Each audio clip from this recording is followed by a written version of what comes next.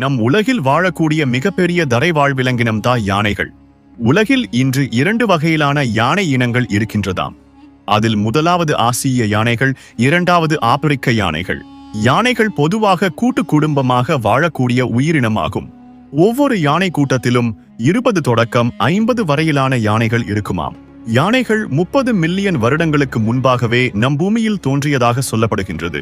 யானைகளுக்கு மற்ற விலங்குகளை விடவும் அதிக திறமையும் அறிவாற்றலும் இருக்கின்றதாம். யானைகளுக்கு அதனுடைய மிகப்பெரிய காதுகளும் தும்பிக்கையும் தந்தங்களும் மேலும் அழகு சேர்க்கக்கூடிய விஷயங்களாக இருக்கின்றது. யானைகளின் தும்பிக்கையானது 40,000க்கும் அதிகமான தசைகளால் ஆனதாம்.